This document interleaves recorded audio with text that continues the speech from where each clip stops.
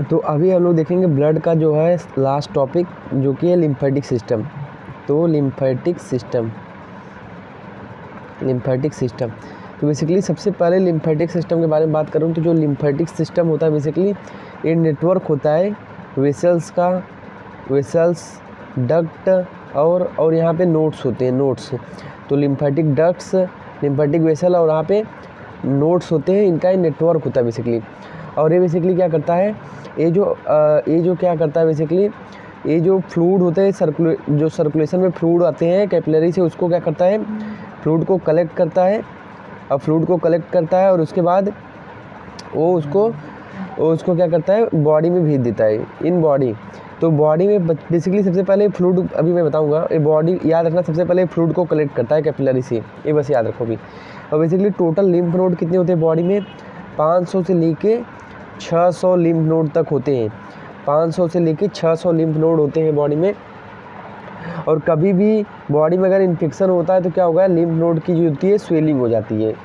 तो कभी भी इन्फेक्शन होता है तो वहाँ पे इन्फ्लामेटरी मीडिएटर होते हैं, तो वहाँ पे स्वेलिंग करा देते हैं। और लिम्फेटिक सिस्टम बेसिकली क्या होता है, बॉडी का इम्यून सिस्टम पार्ट होता है। तो बेसिकली सबसे पहले इसका फंक्शन की बात करूँ तो फंक्शन, तो सबसे पहले balance of body fluid, balance of body fluid. दूसरा इम्यूनिटी में हेल्प करते हैं। तीसरा एब्जॉर्प्शन ऑफ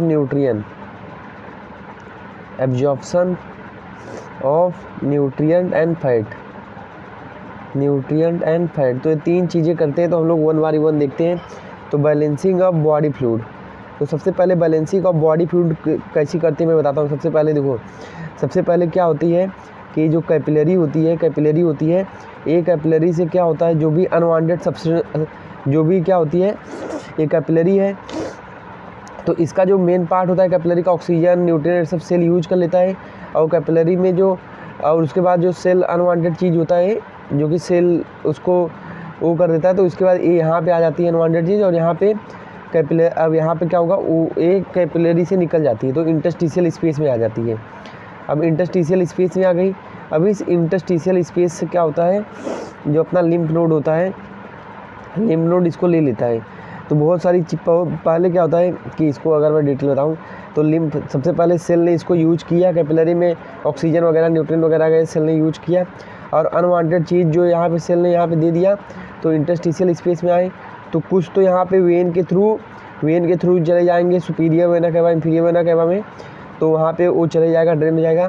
अब कुछ जो कि लार्ज पार्टिकल है वो कहाँ पे आएंगे, लार्ज पार्टिकल, तो वो वाला फ्लूइड कहाँ पे आएगा, लिम्फेटिक में। तो ये लिम्फेटिक सिस्टम में आएगा, लिम्फेटिक कैपिलरी में आएगा। अब लिम्फेटिक कैपिलरी में यहाँ पे होता है अपना लिम्फ नोड, ये लिम्फ नोड होता है। अब इसमें फ्लूइड आता है तो फ्लूइड इसको, लिम्फ नोड इसको क्या करता है, फिल्टर करता है, फ्लूइड को फिल्टर करेगा। अब आगे इसको भेज देगा थोरेसिक डक्ट में भेज देगा। अब उस थोरेसिक डक्ट के भेजने के बाद वो कहाँ पे चले जाएगा, बेसिकली सुपीरियर वेना केवा में। अब सुपीरियर वेना केवा में चले जाएगा और उसके बाद क्या करेगा, हार्ट में जाएगा और हार्ट उसको पंप कर देगा, ये होता है। तो और वो बॉडी में चलेगा। तो ऐसे ही सिस्टम रिपीट होंगे। तो ये याद रखने का बस यही है अपना, कि सबसे पहले जो फ्लूइड है इंटरस्टिशियल स्पेस में आया, देन उसके बाद अनवांटेड चीज़ें तो वेन में चली गई, पर जो लार्ज पार्टिकल है तो कहाँ, लिम्फेटिक में आएंगे। तो उसकी वजह से क्या होगा, उसके वजह से यहाँ पे अब लिम्फ नोड है तो यहाँ पे फिल्टर होगा। ये बेसिकली क्या है, लिम्फेटिक डक्ट्स है, ये लिम्फेटिक डक्ट्स है, ये हो गया। तो लिम्फ में आएंगी। देन इसके बाद तो fluid collected by the small capillary, तो छोटे छोटे कैपिलरी के द्वारा यहाँ पे होगा, और वहाँ पे lymphatic duct through lymphatic node में आएगा। देन यहाँ पे ये सुपीरियर वेना केवा में चले जाएंगे सब। तो ये हो गया, तो ये बता दिया ना। अब हम लोग आगे देखते हैं। तो बेसिकली यहाँ पे फ्लूइड में जो फ्लो होता है यूनिडायरेक्शनल फ्लो होता है, और बेसिकली टोटल 10% प्लाज्मा को सर्कुलेट करता है, 10% प्लाज्मा को वो करता है। और कभी भी लिम्फेटिक सिस्टम में क्या हो जाए, ऑब्स्ट्रक्शन हो जाए। लिम्फेटिक सिस्टम मतलब क्या, वेसल्स में या फिर डक्ट में या फिर क्या हो गया, नोड्स में, कहीं पे भी ब्लॉकेज हो जाए तो क्या होगा, लिम्फ एडिमा उसको हम लोग बोलते हैं। अब हम लोग देखते हैं एब्जॉर्प्शन ऑफ न्यूट्रिएंट। तो एब्जॉर्प्शन ऑफ न्यूट्रिएंट एक ऐसा होता है। तो सेकंड क्या होता है, एब्जॉर्प्शन ऑफ न्यूट्रिएंट कराता है, absorption of nutrient and fat वगैरह। तो बेसिकली क्या होता है कि हम लोग को पता होता है जो यहाँ पे इंटेस्टाइन में क्या होता है, यहाँ पे विलाई होती है, विलाई होती है। तो यहाँ पे इंटेस्टाइन में फिंगर लाइक प्रोजेक्शन होता है जिसको हम लोग विलाई बोलते हैं। ईच विलाई में टीनी कैपिलरी होती है, ये विलाई में टीनी कैपिलरी होती है, इसको हम लोग बोलते हैं लैक्टिले। ये क्या हो गई, विलाई हो गई, ये क्या हो गई, लैक्टिले हो गई, ये लैक्टिल्स हो गई। ये लैक्टिल्स क्या करती हैं, ये लैक्टिल्स क्या करती हैं कि यहाँ से जो जीआई ट्रैक होता है, जीआई ट्रैक से क्या करती है, एब्जॉर्प्शन कर लेती है किसका, न्यूट्रिएंट का, और वो न्यूट्रिएंट का एब्जॉर्प्शन कर लेती हैं। और उसके बाद वो क्या करती है, लिम्फेटिक सिस्टम के थ्रू, लिम्फेटिक सिस्टम के थ्रू वो इसको लेके जाती हैं, क्या बोलते हैं, जो एब्जॉर्ब न्यूट्रिएंट है उसको लेके जाती है और उसके बाद ब्लड में दे देती हैं। तो ये हो गया। तो मतलब क्या होता है, जो लैक्टिल्स होते हैं फैट सोल्यूबल और फैट को जो होता है एब्जॉर्ब करते हैं फ्रॉम जीआई ट्रैक, और दीज एब्जॉर्ब न्यूट्रिएंट को ब्लड तक पहुंचा देते हैं with the help of lymphatic system. तो ये याद रखने का, ये याद रख गया। अभी एक क्वेश्चन उठता है कि ये विलाई, यहाँ पे ब्लड कैपिलरी भी होती है इंटेस्टाइन में, वो क्यों नहीं डायरेक्ट एब्जॉर्ब, क्योंकि उनका जो साइज होता है उस न्यूट्रिएंट से छोटा होता है, तो एब्जॉर्ब नहीं होगा, इसी के लिए यहाँ पे एब्जॉर्प्शन होता है। लैक्टिले सबसे पहले लैक्टिल्स, और लैक्टिल्स जाएगा लिम्फेटिक सिस्टम थ्रू, उसको ब्लड में डाल देगा। सेकेंड, इम्यून रिस्पॉन्स तो अपने को पता ही होता है, तो यहाँ पे बी लिम्फोसाइट और टी लिम्फोसाइट बेसिकली फॉर्म होते हैं। तो बेसिकली इसका फंक्शन, इसका मैंने फंक्शन बता ही दिया, बी लिम्फोसाइट टी लिम्फोसाइट क्या होता है। तो अब अदर लिम्फेटिक टिश्यू हम लोग बात करेंगे तो क्या क्या हो सकता है। सबसे पहले थाइमस ग्लैंड होगा, जहाँ पे बी लिम्फोसाइट का मैच्योरेशन होगा, डिफ्रेंशिएशन होता है, ये सब होता है। ये हो गया थाइमस ग्लैंड। और बेसिकली कहाँ होता है, बिहाइंड स्टर्नम होता है। थाइमस ग्लैंड कहाँ होता है, बिहाइंड स्टर्नम होता है, और थोरेक्स में मिलता है ये थाइमस ग्लैंड। और एज के साथ थाइमस ग्लैंड डिक्रीज होते जाता है। और थाइमस ग्लैंड में बेसिकली क्या होता है, production, differentiation and maturation of T lymphocyte, याद रखने का। प्रोडक्शन और बी लिम्फोसाइट का कहाँ होता है, लिम्फेटिक सिस्टम में होता है। तो थाइमस ग्लैंड तो इसका क्या होता है, मैच्योर, यहाँ पे क्या होता है बेसिकली, ये बिहाइंड द स्टर्नम होता है और थोरेक्स में होता है, बिहाइंड द स्टर्नम। और कहाँ पे फाउंड होता है, थोरेक्स में मिलता है अपने को।